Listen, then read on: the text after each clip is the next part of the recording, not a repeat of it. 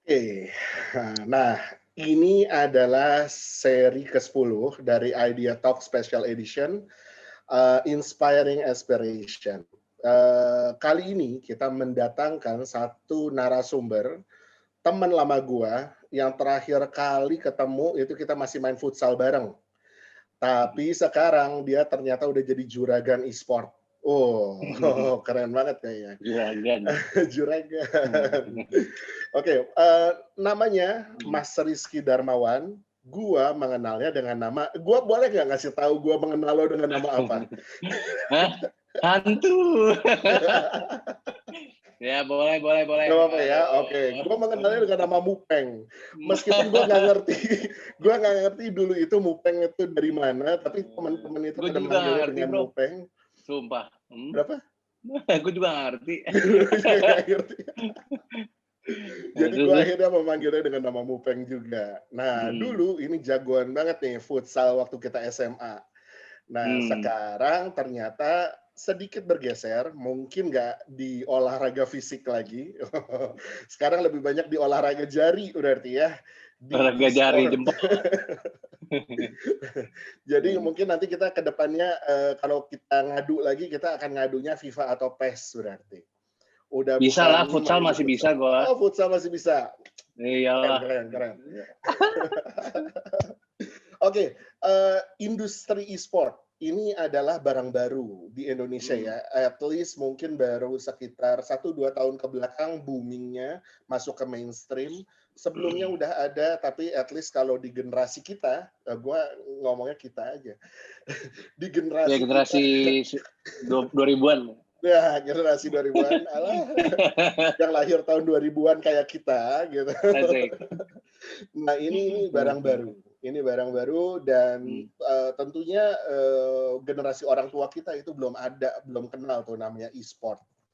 Kayak gitu. Dan lu sekarang udah nge-founding satu organisasi yang bisa dibilang termasuk penggiat aktif di industri e-sport, yaitu IVPL gitu.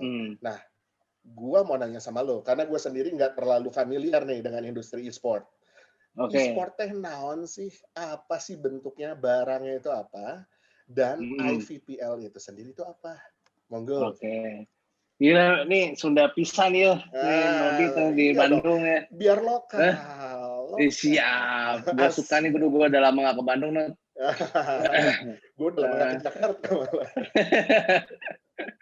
Aduh. Iya, kalau e-sport mah simple. Apa e-sport itu competitive gaming sebetulnya, Nod. Oke.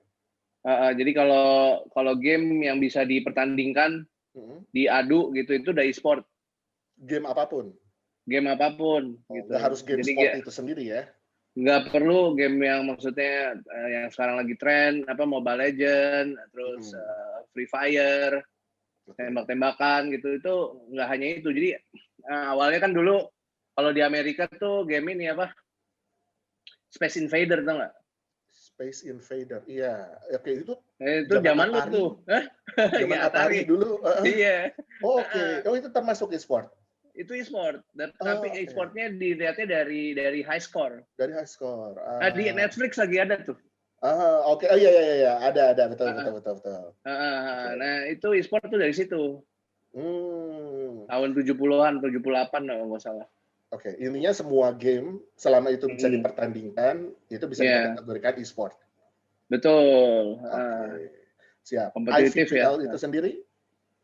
IVPL tuh lama berkembang, melihat perkembangan e-sport juga, misalnya game-game yang ada di Indonesia, terutama Mobile Legend ya. Gue ngeliat ada potensi lebih dari sekedar cuman komunitas aja gitu. Yang istilahnya cuma main game doang, terus nggak ada hal-hal yang lain yang bisa dikembangin gitu. Nah, dari situ gue akhirnya bikin IVPL ini, Indonesia Virtual Pro League, di mana gue berusaha untuk bikin kayak multi-platform creative company. Oke. Yang bisa engage untuk di gaming ini gitu, di game oriented content. Oke. Dan build holistic experience dari online maupun offline activation gitu. Oke. Jadi intinya gue coba memaksimalkan e-sport ini tuh secara holistik gitu. Jadi nggak sekedar hanya main gamenya aja, tapi bisa terkait dengan hal-hal yang lain, terutama dengan kaitannya dengan brand yang nantinya bisa kita kolaborasikan dengan brand gitu. Oke. Secara singkat berarti IVPL ini organisasi yang lu founding ini, apakah itu sebuah tim e-sport ataukah itu sebuah e-sport organizer atau apa nih posisinya? Ya itu tadi IVPL mencoba untuk membuat platform di mana platform ini tuh mencakup keseluruhan gitu. Jadi keseluruhan semua ekosistem yang ada di e-sport. Nah, salah satunya adalah produk-produk yang kita punya tuh main fokus kita tuh pertama di turnamen, di talent, terus juga event-event yang bisa kita kolaborasikan dengan brand dan pastinya event-event e-sport. Basically itu. Nah itu kita mencoba sesuai dengan objektif kita tuh insight-nya seperti ini sih. Dulu kan kalau kita bikin apapun itu ya, bikin turnamen atau apa, itu semua serba manual tuh, Not. Betul. Kalau gue mau bikin turnamen misalnya di rumah FIFA deh gitu. Pasti gue harus ngambil kertas dulu, gue list semua orang-orangnya di kertas, mungkin kalau sekarang pakai Google Drive, terus kalau mau daftar, suruh daftar ke bank gua, tuh ribet deh, pokoknya semua harus pisah-pisah gitu. Oke. Nah, IVPL ini menyediakan some kind of ekosistem itu untuk bisa memudahkan orang bisa bikin turnamen. Oke.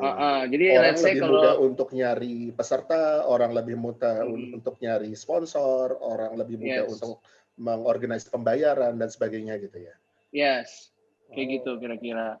Jadi in a way kayak semi Facebook sih, Not. Semi Facebook artinya gini, kita mengumpulkan orang-orang yang tertarik di games, di e-sport, mereka bikin ID-nya, bikin profilnya. Once mereka udah punya profile, mereka bisa bikin tim di situ. Gitu, dimana di timnya itu tuh mereka bisa nginvite teman-temannya mereka untuk masuk ke timnya dia gitu. Oke. Nah, jadi nanti once ada turnamen, event atau apapun yang aktivitas yang kita lakukan di IVPL, mereka bisa tinggal join aja. Seperti itu. Bahkan produk terbaru kita yang baru aja nih sebentar lagi mau launching namanya Community Hero, itu teman-teman yang suka juga bikin turnamen kayak kita, itu kita bisa kasih dashboard untuk bisa bikin turnamennya gitu. Oke. Bahkan gitu. Untuk organizer-nya sendiri itu akan dibantu juga oleh platform ini. Betul. Oke. Jadi semuanya tinggal dia jalankan, mereka mau bikin turnamen tinggal pakai platform itu, dashboard itu, usernya udah ada di website kita, di apps kita. Apps-nya juga sebentar lagi akan live. Jadi semuanya udah holistik aja. Dia nggak perlu lagi pusing-pusing untuk membuat apapun nanti yang terkait dengan e-sport. Kira-kira seperti itu. Oke. Dan apa yang ngebuat lo kepikiran gitu, ngebuat yang kayak gini? Pertama kali lo ngelihat, let's say lo melihat yang orang lain gak lihat lah ya, mungkin lo ngelihat opportunity-nya gitu.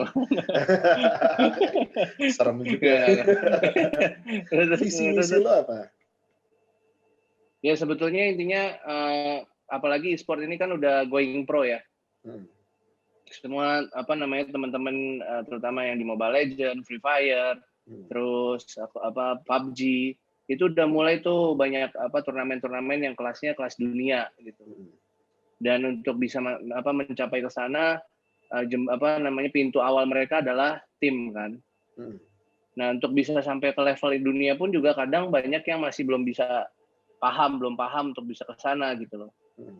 Nah, kita tuh di sini juga salah satunya misi kita, objektif kita tuh membantu amatir player untuk bisa going pro. Oke. Gitu. Dengan ya mengikuti semua rangkaian turnamen yang ada di IVPL. Intinya kayak istilahnya jam terbang gitu loh. Betul. Lo sering main turnamen, kompetisi, melatih skill lo, mengasah skill lo untuk bisa akhirnya nanti lo bisa jadi pemain yang oke lah, yang punya keahlian lebih, dan akhirnya tim-tim besar bisa melihat dan hopefully lo bisa diajak untuk gabung dengan mereka. Oke. Apakah e-sport itu harus sebuah tim? Apakah e-sport itu bisa nggak kita sendiri yang maju tanpa tim gitu?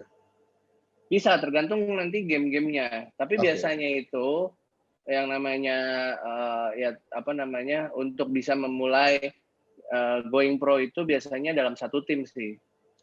Gitu. Nah, di dalam satu tim itu tuh ada game-game yang dipertandingkan gitu. Jadi jadi ekosistemnya e-sport sendiri kan ada beberapa poin nih, Bro.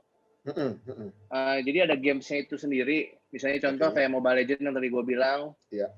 Terus Free Fire, Call of Duty gitu. Mobile Legends ya kita tahu terbesar di nomor 2 sih sekarang kalau nggak salah ya, nomor 2 setelah Free Fire.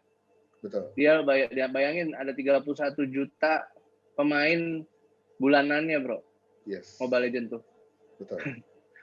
Free Fire itu udah hampir 100 juta kalau nggak salah. Banyak banget gitu.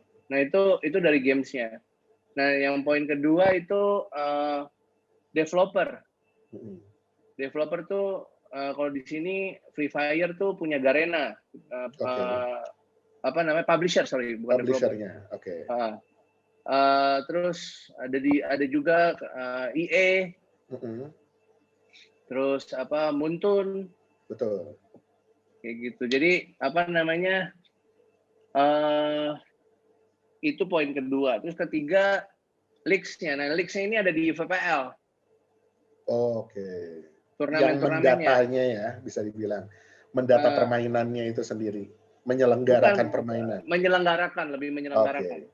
Dari sisi gamesnya, dari sisi publisher, mungkin mereka juga punya turnamen yang kelasnya lebih tinggi gitu. Siap. Ya, untuk ke yang tadi gue bilang, ke tingkat ASEAN, bahkan ke dunia. Misalnya gitu. Nah, kalau dari sisi penyelenggara leagues kayak IVPL, misalnya terus ESPL atau Dunia Games, itu kalau dari sisi kita IVPL itu lebih fokus ke grassroots. Gitu. Orang yang baru naik gitu. Orang yang baru mau mulai. Siap. Iya, baru mau mulai. Mereka belum tahu caranya untuk bisa, ya misalnya mungkin jam terbangnya kurang, demam panggung, karena IVPL sering bikin turnamen, mereka mulai terlatih mentalnya dan akhirnya siap untuk misalnya menawarkan diri atau ditawarkan oleh the big team ya. Betul. Kayak misalnya ya tadi nomor 3 league, terus karena ngomong tim, nomor 4 tim gitu. Tim tuh ada EVOS, ada RRQ, ada ini yang Mobile Legends sih yang lumayan besar-besar karena lagi berjalan dalam berapa bulan ini MPL ya. Itu liga terbesarnya mereka. Ada Bigetron kayak gitu. Jadi yang udah main di tahap kasta tertinggi tuh mainnya di tim-tim besar itu tadi. Nah, ada teman-teman yang memang mau arah ke sana tuh mungkin sulit. Nah, jalurnya untuk awal batu loncatan mereka adalah di IVPL. Siap. Kayak begitu. Kalau misalnya nih, kalau kita ngomong tentang industri gitu ya, misalnya tentang industri bulu tangkis misalnya. Kalau kita ngomong tentang industri bulu tangkis, di sana kan ada peran birokrasi juga ya, kayak PSSI atau KONI atau dan semacamnya organisasi yang menaungi olahraga tersebut. Kayak gitu. Di Indonesia udah ada belum? Udah ada ya, baru aja kemarin tuh. baru aja kemarin diresmikan. Oke. Jadi e-sport ini jadi cabang olahraga ya. Betul.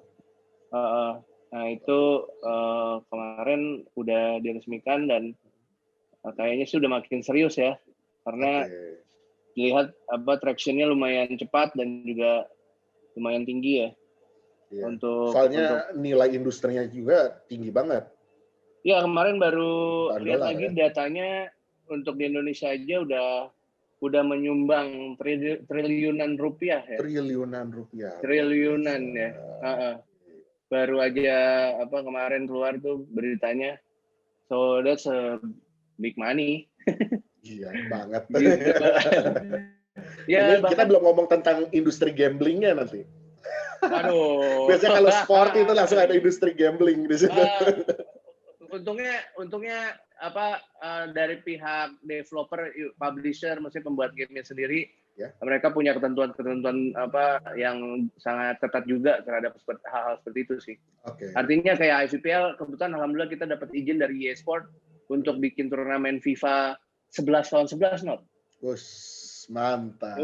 Lo bayangin main game FIFA biasanya 1 lawan 1, sekarang 11 lawan 11. Luar biasa. And we are now the biggest league dan pioneer juga di 11 lawan 11 ini. Karena ya itu tadi kita berangkatnya dari FIFA juga dan akhirnya kita dapat license dari EA Sport untuk membuat turnamen 11 lawan 11. Jadi berarti kayak Liga 1-nya online lah, kira-kira seperti itu. Dan itu persyaratannya dapat dari EA Sport itu guideline-nya adalah no gambling. Harus diikuti dong. Yes. Kayak gitu ya. Kalau enggak ya bisa di-revoke gitu ya untuk license. Dengan cepat sekali pasti dia langsung email gua. Dinuklir. Betul. Nah, saat ini industri e-sport sendiri dalam kacamata lo kayak gimana? Udah matang belum atau baru tumbuh? Atau ini belum apa-apa sebenarnya? Mulai terus berkembang ya. Maksudnya secara infrastruktur juga semakin bagus.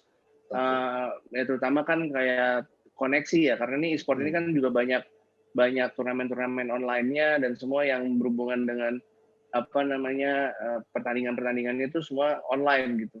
Betul. Dan gue rasa infrastruktur ini semakin bagus. Karena gue mulainya sendiri dari 2011 nih di e-sport ini. Gue merasakan gimana internet tuh, jadi faktor utama kekalahan kita di Piala Dunia FIFA dulu. Serius? Cuma karena internet? Kenapa gimana? Mungkin bisa diceritain itu gimana ceritanya? Ya super duper nge-lag, bos. Ya, paham. Dulu kita lawannya, bayangin, dulu kita FIFA 11 lawan 11 lawannya Jepang ya. Buset, 2012 Jepang udah 2012 Jepang udah berapa giga, Pak? Udah mungkin 100 mega kali ya. Kalau sekarang udah giga ya. Jadi ya udahlah, dibantai. Cuma gara-gara nge-lag gitu ya? Gara-gara nge-lagnya bukan nge-lag lagi, nge-freeze. Oke, kalau pengalaman lo nih dalam mengelola IVPL dan di dalam industri e-sportnya sendiri, challenge sama obstacles-nya, tantangan dan hambatannya, itu apa aja? Ya banyak sih, maksudnya dari dari players-nya itu sendiri, terus dari brand-brand yang support kita juga, dan publisher, terus juga infrastruktur yang kita juga istilahnya ketika kita menjalankan sebuah event itu harus benar-benar proper gitu. Karena kalau dari sisi IVPL kita berusaha, karena kita kan tadi fokusnya di grassroots ya. Nah kita nih pengen grassroots ini merasakan suatu saat nanti kalau lu masuk ke pro tuh nggak kaget gitu. Jadi kita sebisa mungkin event-event kita tuh meskipun grassroots kita buat semenarik mungkin dan feel-nya berasa kayak pro. Gitu. Jadi mental itu yang kita ingin bangun ke teman-teman yang baru coba di e-sport ini. Jadi once mereka nanti going pro, mereka udah nggak kaget tuh. yang namanya let's say ya event tandingnya, terus sesimpel kayak apa namanya SOP pertandingan tuh seperti apa, dari paling basic deh. Gitu. Dan sampai akhirnya ya gimana nyikapin ya nanti mereka jadi terkenal, terus udah mulai banyak uang. You know, kayak e-sport ini kan gila men, impact-nya juga buat players. Betul. Gitu udah sampai miliaran gitu buat mereka-nya. Nah, itu kan dari sisi players ya. Tadi lu juga sempat ngomong dari sisi developer, dari sisi publisher, kemudian dari sisi brand juga yang mensupport kayak gitu ya. Itu apa challenge dan obstacles-nya? Detailnya itu seperti apa? Ya, misalnya kita buat event gitu ya. Terus sponsor tertarik dengan event kita dan dari situ kita coba diskusi dengan mereka bagaimana ekspektasinya mereka tuh bisa terdeliver di event kita gitu. Oke. Jadi kita challenge-nya gimana kita bisa manage itu gitu. Supaya akhirnya kedua belah pihak win-win solution lah. Kayak gitu. Nah, kalau dari sisi publisher-nya pun sama gitu. Gimana kita bisa mempertanggungjawabkan games ini untuk sesuatu yang istilahnya juga ada manfaatnya buat orang banyak. Gitu sih. Nah, selebihnya kayak infrastruktur ya itu tadi ya jangan sampai internetnya dodol lah meskipun ini grassroots asal-asalan gitu internetnya. Enggak sih.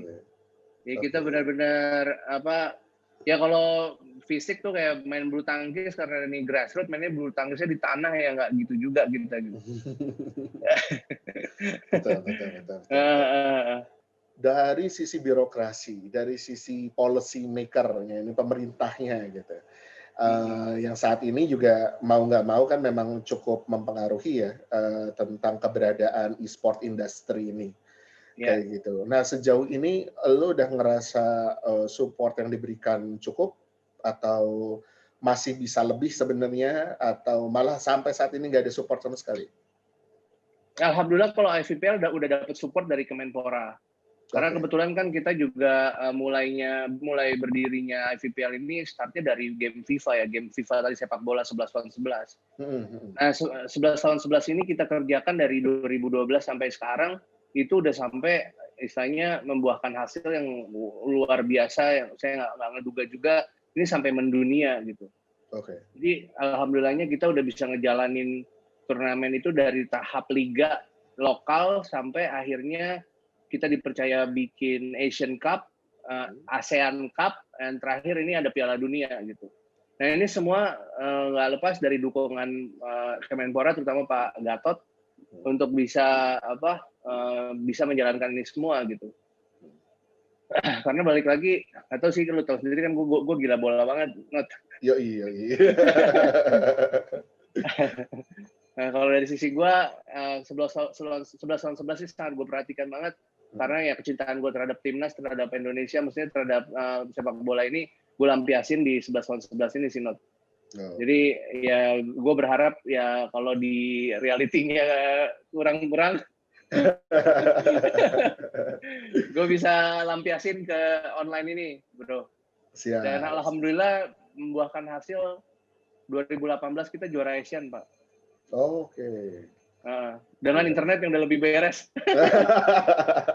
Betul. Nah, harusnya disupport lah ya, gitu kan, sama disupport. Telkom lah atau Telkomsel, at least ya yang punya pemerintah kudunya mah gitu. Oke, nah ini ada pertanyaan berikutnya ini dari yang nonton kita juga dengan Mas Michael Gunawan dari Live Life. Katanya pertanyaannya, sponsor biasanya per event atau per duration? Misalnya sponsor tim e-sport itu per 6 bulan atau per satu event tertentu atau kayak gimana? Itu yang pertama. Yang kedua, gimana proses mendapatkan sponsor? Apakah sales timnya IVPL atau tim itu yang approach ke brand? Dan apa unique value proposition yang disuguhkan kepada brand sehingga mereka tertarik untuk sponsorship gitu. Kalau yang pertama balik lagi balik lagi secara holistiknya IVPL ya, karena IVPL kan kita punya beberapa istilahnya produk ya. Betul. Produk yang payungnya adalah is about grassroots players, gimana ngembangin orang-orang yang baru mau pemain amatir ini jadi going pro, gitu kan. Nah dari ide itu akhirnya turun kan produk-produk. Nah produk-produk itulah yang coba kita tawarkan ke brand-brand dengan value yang ingin kita coba sampaikan ke mereka gitu.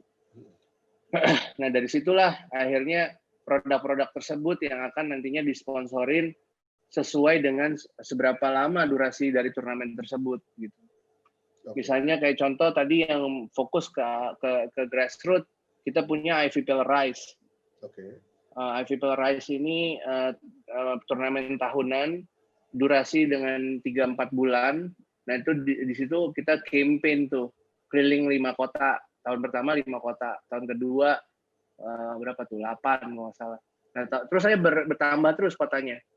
Nah disitulah kita coba sharing ke sponsor, gimana mereka bisa tap in dengan kita gitu. Itu karena kita punya pengalaman waktu di Banyuwangi, bro ya. Dan ini tap in juga sama brand waktu itu ada mungkin kalau tahu Warung Pintar ya. Warung Pintar bikin event di Banyuwangi, event mereka sendiri dan mereka mau ada aktivasinya, ada salah satunya adalah e-sport. Nah ini pun bisa dimanfaatkan dengan itu gitu, dan seperti itu untuk event-eventnya. Kalau kita mau coba tap in ke event-event lain gitu.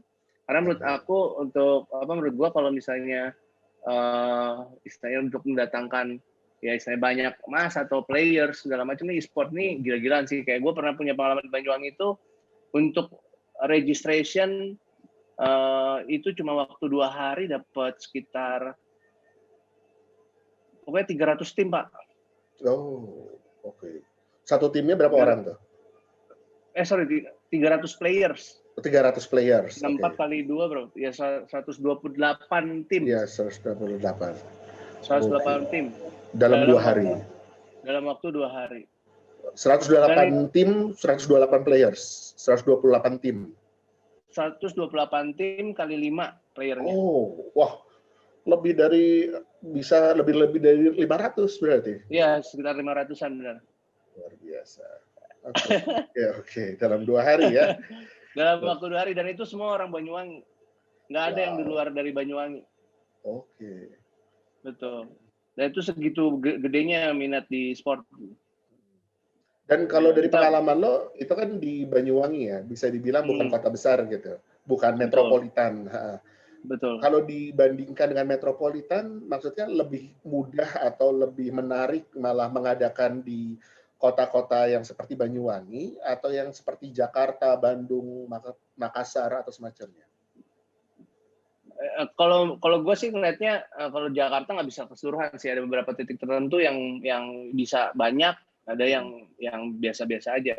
Tapi kalau daerah sih menurut gue yang lebih potensinya lebih besar lagi, antusiasnya lebih, karena waktu itu memang juga karena prize pool-nya besar. Prize pool-nya besar, mungkin di daerah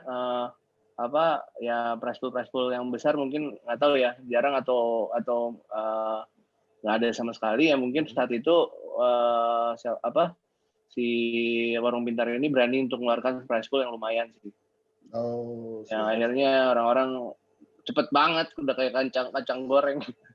Prize pool yang besar itu kategorinya senilai berapa? Saat itu tuh untuk yang kalau ini untuk kalangan amatir ya. Kalau yang profesional kan gila-gilaan lagi gitu prize pool-nya. Ya di kemarin itu sekitar 15 jutaan ya. Prize pool-nya. 15 juta ya. 15 juta. Udah bisa nge-generate 500 lebih peserta. Iya, betul. Kayak gitu. Dan itu timnya lebih loh yang daftar. Kita nggak berani lagi nampung. Sebenarnya masih bisa tambah lagi. Betul, karena kalau kita tampung semua sampai subuh, Bos. Betul juga. Betul. Ada constraint waktu tetap. Ya. Kita selesai jam 11 malam, itu juga udah malam banget. Dan itu untuk apa gamenya? FIFA? Mobile Legend. Mobile Legend. Ya, Mobile Legend. Ya. Oke. Kita sekarang mengerti kenapa berarti industri telekomunikasi itu kaya-kaya ya. Soalnya bahkan di Banyuwangi aja main Mobile Legend dengan data mereka gitu, dengan paket data, Wah, itu udah kayak kacang goreng. itu ada insight menarik lagi tuh, lagi waktu kapan saya juga gue lagi di daerah juga lumayan ya maksudnya kayak Banyuwangi gitu. Waktu itu gue mau ngirim materi file ke ini ke kerjaan gitulah. Itu tuh Telkom WiFi itu penuh weekend. Oh, oke. Di daerah itu di Selawi waktu itu gue. Di Selawi ya. Di Selawi. Terus Oke. kayak Pada nyari Telkom WiFi gitu kalau lagi weekend. Iya. Akhirnya gue nunggu di-upload, gue main bareng sama mereka deh. Mabar. Jadi mabar. Iya. Mantap. Nah, Gitu, Bro. masa depan IVPL, kalau dalam visi lo apa? Sama e-sport industry di Indonesia dalam kacamata lo? Ya, lu udah lihat juga tadi kan, udah dengar juga datanya kan, lihat di Indonesia sendiri udah triliunan ya. Data tahun baru-baru ini gitu kan. Ya gue lihat potensinya besar banget gitu. Dan dari sisi kitanya ya kita sih tetap fokus, maksudnya tetap dengan idealisme kita bagaimana IVPL ini bisa mensupport teman-teman yang di grassroots ini biar lebih lebih punya mental yang lebih baik lagi, dalam artian kita coba untuk membuat sebelum mereka akhirnya ke pro ini bisa lebih punya persiapan lah untuk itu gitu. Dan kita memaksimalkan apa yang kita punya untuk bisa ya membantu itu gitu dengan produk-produk yang kita punya gitu. Ya salah satunya tadi sistem turnamen. Sistem turnamen kita tahu masih scattered. Semua orang bikin turnamen tapi bingung gitu untuk bisa istilahnya menampung mereka atau dengan mengelola dengan baik. Kadang kan juga ada yang istilahnya ada yang bikin turnamen asal-asalan, duit pendaftaran dari kirim tentunya hilang. Betul. Itu yang merusak reputasi e-sport lah ya. Iya, jadi kita pelan-pelan dari sisi yang basic-basicnya dulu aja. Yang kita coba ingin bantu industri e-sport ini gitu. Jadi mereka akhirnya punya mental yang hopefully nggak toxic dan juga ngomongin waktu, mereka punya disiplin yang juga akhirnya ada tanggung jawab lain yang mereka harus lakukan gitu. Ya sebenarnya sekolah gitu kan. Jadi nggak selalu main game gitu. Jadi punya porsinya juga, kayak bikin turnamen kita ini yang resmi dari IVPL itu, kita selalu turnamennya itu udah jelas waktunya, kayak setiap weekend.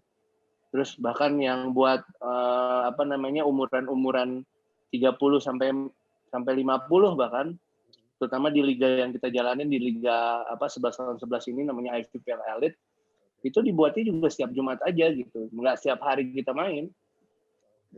Jadi sambil ya kita coba ngebangun infrastruktur yang oke dari sisi pertandingan, turnamen, dan keseluruhan orang-orang yang terlibat. Hopefully outputnya ya kita bisa membanggakan Indonesia ya, which is kayak kita udah ngelakuin, alhamdulillah kita menang di 2018, kita juara ASEAN Cup itu gitu. Karena basicnya itu tadi, punya sistem yang benar dulu. Nah sistem benernya ini yang terus kita coba campaignkan ke teman-teman semua sih.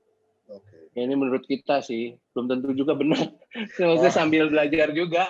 Idealismenya kan, yang penting punya idealisme ya gitu kan. Nanti tinggal penyesuaian di lapangan tentunya kondisinya. Kayak gitu. Nah, kalau dari kacamata lo sendiri gitu, ini kan industri e-sport sama industri game, itu kan sebenarnya kan sesuatu yang harus berjalan berbarengan. Dan tadi lo juga menyampaikan bahwa IVPL itu udah kayak sekarang menjadi partnernya EA Sport, kayak gitu ya, EA ya? Ya, EA Sport lah ya. EA Sport support sih sebetulnya, bukan partner gimana. Kalau partner gue udah bayar EA Sport mahal banget, Pak. Siap. Disupport ya oleh EA Sport dan sebagainya gitu. Kalau dengan industri game tanah air sendiri, dengan industri game Indonesia yang sekarang kan juga bisa dibilang lagi booming juga nih gitu. Kita kayak di Bandung aja udah ada beberapa company game yang muncul gitu ya, belum lagi di Jakarta dan di kota-kota lain, di Jogja juga sama kayak gitu. Eee, Pernah ada diskusi nggak untuk membuat sebuah, industri e-sport berbasis game lokal? Ya ada sih, waktu itu Mhm, kan kita juga ada teman di ISPL, eee oke, mereka mereka yang fokus di, Piala Presiden.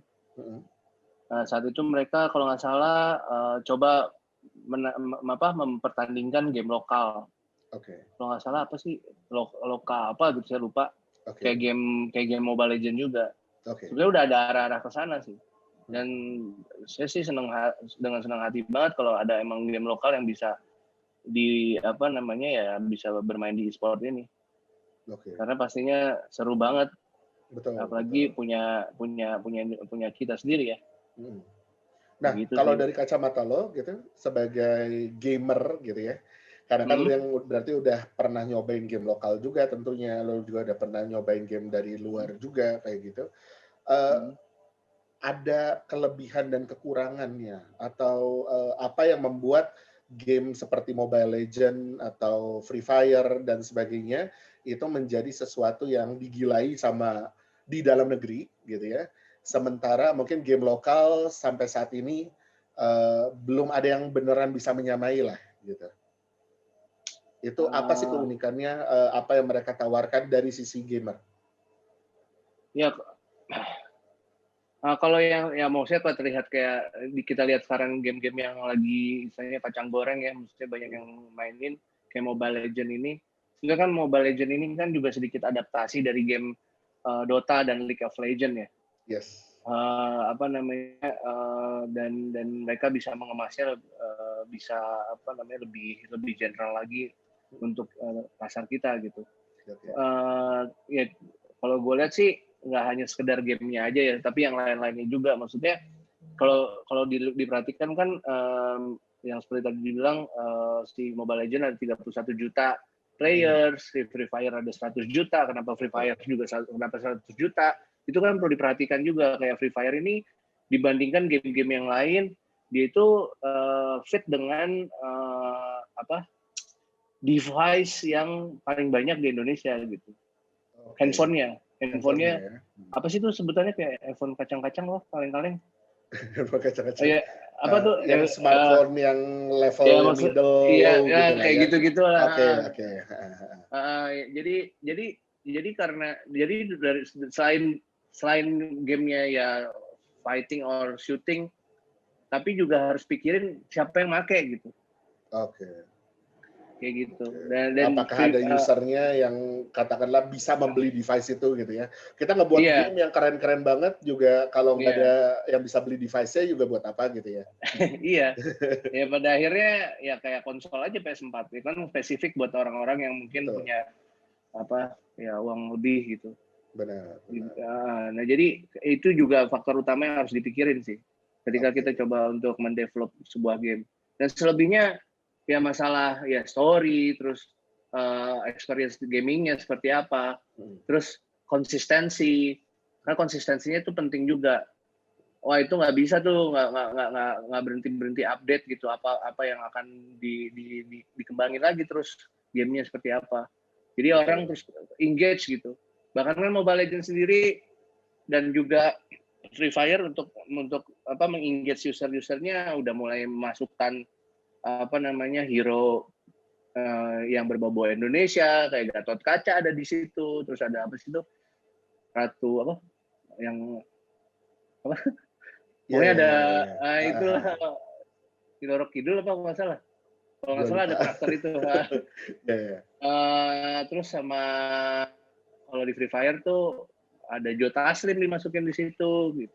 Yoi. Jadi ya harus apa harus kreatif lah, harus kreatif untuk bisa engage sama usernya juga gitu. Oke. Nah, Itu sih.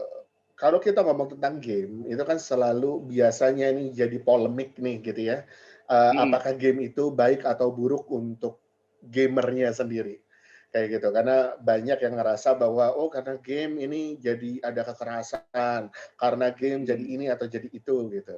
Nah, Ya. gue yakin kalau dalam kacamata lo sebagai seorang aktivis e-sport gitu lah ya, itu lo pasti punya pandangan yang berbeda karena otomatis pada saat lo ngobrol sama gamer mungkin malah akan beda nih kalau kok asal ngomong sama non gamer kan nggak nyambung mungkin ya. Ada nggak perasaan seperti itu? Bahwa lebih mudah buat lo ngomong sama gamer atau dengan non gamer atau mungkin dengan gamer itu lebih punya sesuatu yang lebih dibanding non gamer. Mungkin bukan dari sisi gue juga yang ngomong kali ya. Kalau gue baca di research juga dengar lihat dan juga baca itu tuh ada cognitive researcher bro di Inggris. Oke. Nah, jadi kalau biasanya orang-orang yang main game shooting itu dibilangnya fokusnya lebih dibanding orang yang nggak main game. Okay. Mereka bisa multitasking, terus bisa lebih fokus, terus juga penglihatannya lebih bagus seperti itu. Jadi sebetulnya banyak yang digali dari sisi game juga sebetulnya. Okay. Nah untuk masalah-masalah yang lainnya itu tinggal masalah ya kita sama-sama bertanggung jawab aja untuk gimana mengontrol ini supaya tidak kelewatan gitu. Nah salah satu kontrolnya adalah ya kita bikin turnamen yang yang buat mereka sendiri tuh nantinya secara mental tuh hopefully nggak seperti yang rusuh-rusuh inilah kasarnya kayak gitu. Oke. Okay. Karena kita bikin step-stepnya buat mereka itu benar-benar mereka dibuat dari dini being pro itu seperti apa gitu. Which is juga masalah attitude gitu. Okay. Jadi secara nggak langsung attitude mereka pelan-pelan berubah dengan rules yang kita buat gitu. Once mereka bisa respect dengan rules, hopefully di luaran sana dia bisa mengontrol dirinya untuk ya istilahnya menjaga tidak ya asal-asalan lah. Kayak gitu. Siap. Nah itu sih yang kita lakukan selama ini gitu. Jadi alhamdulillah kita bikin turnamen itu jarang ada yang protes. Okay. Alhamdulillah. Jarang ada yang protes ya. Ini kalau ini masalah ada admin gue di sini nonton. Ada konten gue di sini. Mas admin atau Mbak admin yang biasa diprotes sama peserta mungkin. Nah itu jarang-jarang karena kita bikin rules yang nggak ada flow-nya. Oke. Kita jaga itu gitu supaya akhirnya pada akhirnya mereka oh ya gue yang salah atau oh ya next time gue nggak boleh gini lagi atau Oke. Sportsmanship-nya terjaga jadinya. Iya, kira-kira seperti itu. Karena ya kalau dari basicnya aja udah nggak menghargai rules, ya simpel dia nggak baca aja rulesnya udah berantakan tuh semua. Betul. Nah, makanya kita ya di sinilah kita manage semua itu untuk bisa akhirnya mereka pelan-pelan mengerti sistemnya gitu. Oke. Kira-kira gitu sih. Oke. Lu sendiri, belajar pas kuliah, latar belakang lo advertising, dan lo kemudian bekerja di industri advertising, dan sekarang lo nge-founding IVPL nih, kayak gitu. Seberapa besar pengaruh dari yang lo pelajari dari pengalaman lo sebagai admin gitu ya, sebagai madman, membantu lo untuk mendirikan IVPL atau mengorganisasi IVPL? Wah, besar banget. Sangat-sangat sangat-sangat pengaruh banget. Apa yang gue jalanin di advertising terus lari ke IVPL nih sangat ngebantu banget sih. Karena balik lagi kan IVPL se-brand, produk gitu kan. Nggak jauh beda sama ya bedanya ini games yang gue lebih senengin dibanding daripada menjadi budak korporat mungkin. Budak korporat. Maksudnya ya fun juga lah. Klien gue sayang main sama IVPL juga. Mantap. Ini sama background ya. Jadi ya pastinya ada ininya lah, ada apa? Ada pengaruh banget lah karena biasa bikin brand kalau campaign itu kan bikin buat produk misalnya let's say McDonald's atau apalah Fruity teh botol gitu. Nah, ini kali ini kita bikin campaign ini ya buat sesuatu yang kita suka banget which is game lagi. Yes. betul. Jadi apa secara flow-nya ya sama aja sebetulnya, dan itu udah nggak kaget buat kita gitu. Ya tinggal seiring waktu berjalan kita mengerti gamenya aja seperti apa. Oke. Tapi untuk masalah kemasan, nah itu di kemasan ini ya alhamdulillah di advertising dengan kita body advertising sangat ada pengaruhnya lah untuk si IVPL ini. Oke. Jadi gitu ya sih. intinya lo nggak perlu katakanlah punya latar belakang pendidikan di gaming or something untuk menjadi seorang gamer ya. Untuk lo ngedirin IVPL pun ya pada dasarnya latar belakang pendidikan lo juga sebagai admin gitu. Dan kalau gamer-gamer yang lo temui yang latar belakang pendidikannya paling jauh atau mungkin punya karir paling nggak nyambung sama dia sebagai gamer, ada nggak? Ada orang treasury BNI. Serius? Orang bank gitu ya, oke. Iya. Jadi gamer. Iya. Itu Orang kayak Batman gitu, punya double life. Iya. Dia mungkin stres dengan numbers ya. Lihat saham naik turun, pusing ya kan, apalagi COVID. Terus dia ngelampiasinnya di main game. Jadi yang punya tim e-sportnya lagi. Mantap. Itu investasi berarti dia. Dia lagi investasi kayaknya.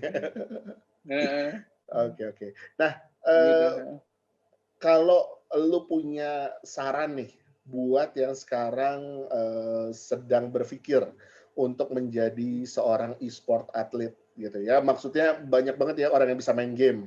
Tapi untuk menjadi seorang e-sport atlet kan tentunya ada X faktor yang butuh dimiliki gitu ya. Yang nggak cuma sekedar bisa main gamenya aja atau jago main gamenya aja. Apa aja X faktor itu?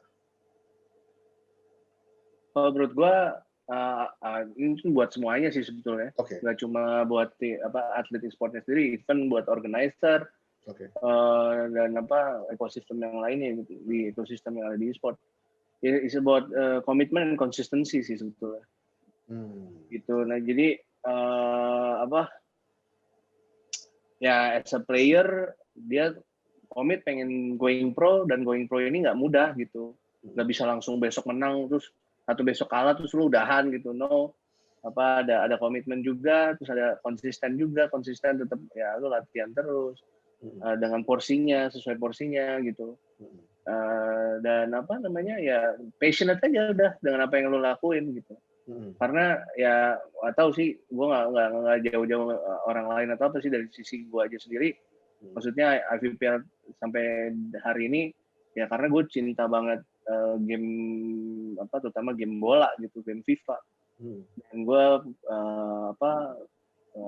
visi gue ya gue pengen mengharumkan nama Indonesia melalui hal yang lain yang mungkin orang nggak kepikiran gitu. Yes. Sesimpel itu, karena gue ngelihat fisiknya nggak bisa ngangkat Piala Dunia, Bos. Keinginan ya, itu kayak keinginan setiap orang gitu. Setiap yang suka main futsal di sekolah, di lapangan, itu adalah ngangkat Piala Dunia, tapi ya apa daya, saya bukan seorang atlet. Iya, jadi ya udah itu aja yang gue lakuin sih. Maksudnya gue konsisten, gue komit juga bikin sistemnya, bikin terus nggak pernah ya mau nonton cuma 10 orang gue nggak peduli sih. Oke. Kasarnya gitu. Ya. As long as you do what make you happy ya. Iya.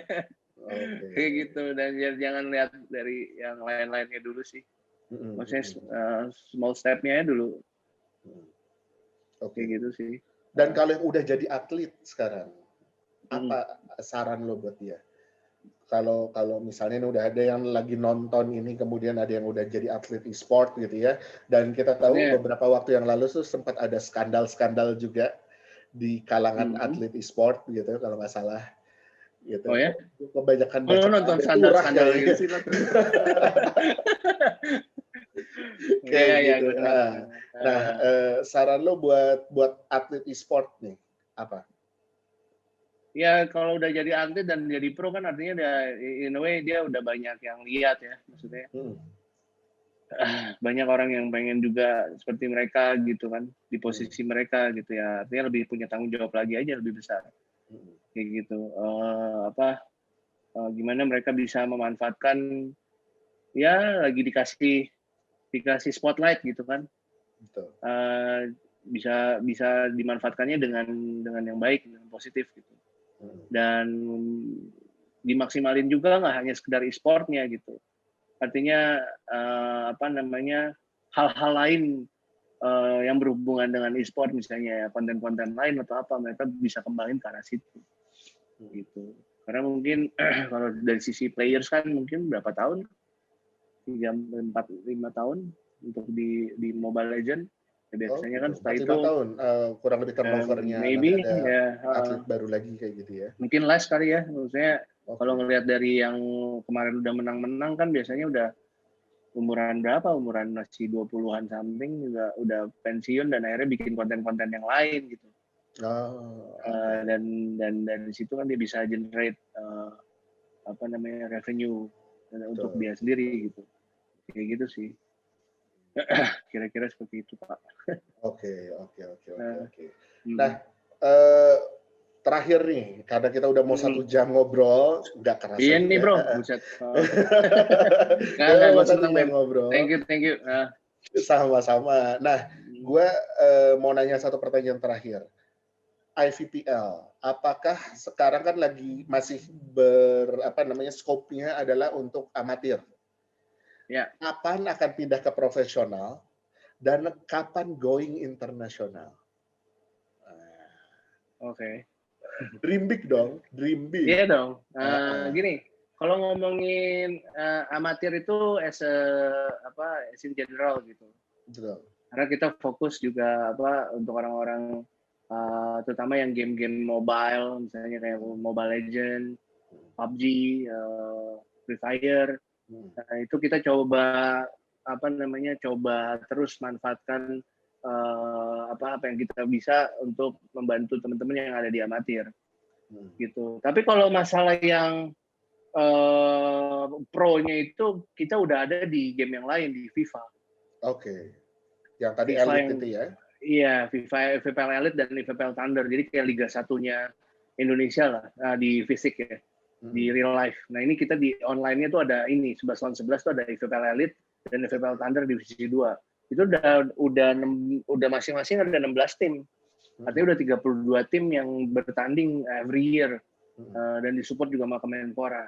Dan ini levelnya udah sampai mendunia tadi yang gue bilang, sampai World Cup gitu. Tahun ini yang nge-host kita malah. Bersama gitu. Ya, yang nge-host kita sama Jepang. Dan asiknya di e-sport baru beres kemarin di bulan apa ya? Ini bulan Juni, April. Bulan April, oke. Iya, gitu.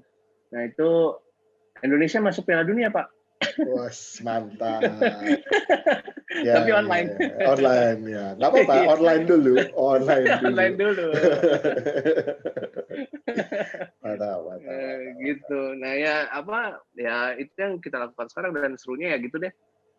Karena ini udah mendunia ya, jadi serunya juga di e-sport di banyak teman lagi. Oke. Emang levelnya kalau di dalam industri ini gitu ya, kan katakanlah IVPL udah mengorganize level worldwide untuk FIFA. Nah, what next setelah itu? Maksudnya apa? Oke, ini udah level paling tinggi. Berikutnya kita akan ngambil game yang lain untuk kita bawa lagi ke level worldwide atau kayak gimana? Ya, kita sih inginnya semua games bisa kita lakukan ya, seperti yang ada di FIFA gitu. Tapi again, itu udah mimpi banget tuh. Maksudnya kalau bisa, ya hopefully bisa ke arah sana gitu. Cuma balik lagi kalau dari sisi kita sih, kita rapihin dulu semua infrastruktur yang ada di IVPL. Gitu, dari hal-hal yang paling basic dulu aja. Maksudnya gimana kita bisa memaksimalkan dari grassroots ini seperti apa. Karena grassroots ini yang terutama dengan game-game yang lagi happening di Indonesia ini kan kita bisa dibilang baru 5 tahun lah gitu dibanding yang FIFA kita udah pegang 10 tahun gitu. Oke. Nah, jadi dari situ kita coba gimana istilahnya experience kita di FIFA ini kita bisa lempar ke game-game yang baru kita coba gali gitu. Jadi hopefully sih bisa sukses juga bersama kayak FIFA sih, insya Allah. Siap. Ini ada satu pertanyaan yang tadi gua lupa untuk tanyakan gitu ya, dan ini ngebuat gua penasaran sebenarnya. Lu kan nge-founding IVPL, artinya semua sistem dan mekanisme dari kompetisi itu lu dan tim yang menentukan. Nah, apakah lu mengadopsi dari satu league di luar atau kayak gimana? Dan dalam konteks itu berarti lu memiliki pengetahuan tentang cara kerja sebuah liga itu sebagai player atau memang ini adalah hasil iterasi yang yang cocok di Indonesia kayak gini atau semacamnya. In case ada di antara yang nonton itu yang mungkin tertarik nih untuk berinovasi dalam bentuk lain gitu ya di industri e-sport. Apakah harus menjadi pemain dulu di industri e-sport untuk bisa berinovasi atau sebenarnya ya selama punya ide yang baik, selama punya ide yang teruji itu siapapun bisa. Menurut gue sih siapapun bisa sih tanpa harus mengadopsi atau apa segala macam, tapi intinya harus nyemplung dulu sih ke dunianya gitu. At least tahu dulu deh turnamen. Lu tahu turnamen nggak? Di bracket 16, 32, 64. Ya. Oh, itu pelajaran kita di olahraga. Iya. Penjaskes, bro. Itu kan something yang basic ya. Betul. Kalau itu aja nggak tahu, mau lebih wow lagi mau gimana? Gitu. Jadi ya nyemplung dulu, harus tahu semua sisinya dulu, sambil juga melihat reference soal komunitas seperti apa, terus apa platform-platform yang menarik yang bisa dikombinkan dan akhirnya bisa menjadi sebuah ide yang bisa dikawinkan dari sana sini, dan akhirnya ya inilah IVPL. Siap. Gitu sih. Mantap. Wah, ini daging semua diskusi kita. Daging. Sayangnya, iya ini udah daging semua gitu. Gue bisa ngobrol lebih lanjut lagi sama lo, cuma unfortunately waktu yang harus memisahkan. Aduh. Betul, bro. Ini sudah 1 jam kita ngobrol. Semoga tadi ilmu-ilmunya dari Mupeng alias Mas Rizky Darmawan ini bisa memberikan insight-insight buat teman-teman yang mungkin berniat atau berminat untuk berkarir di industri e-sport kayak gitu. Dan goalnya semoga bisa satu goal yang sama, yaitu untuk memajukan e-sport Indonesia. Amin. Thank you banget Mas Rizky, Mas Mupeng, thank you pisan. Gue nggak enak kalau manggil lo Mupeng. Ya santai, selo. Ntar gue WhatsApp lo. Thank you banget buat waktunya yang udah mau sharing knowledge-nya, mau sharing ilmu-ilmunya. Semoga ini juga bermanfaat buat kamu yang nonton atau mendengarkan podcast kita. Sampai ketemu lagi di episode berikutnya. Setelah ini ada episode ke-11. Sekali lagi, terima kasih banyak buat semuanya. Wassalamualaikum warahmatullahi wabarakatuh. Oke, happy birthday untuk Idea Imaji yang ke-11. Semoga makin sukses dan juga semakin banyak klien dan partner-partner yang bisa berkolaborasi dengan Idea Imaji. Dan ya, selamat ulang tahun ya.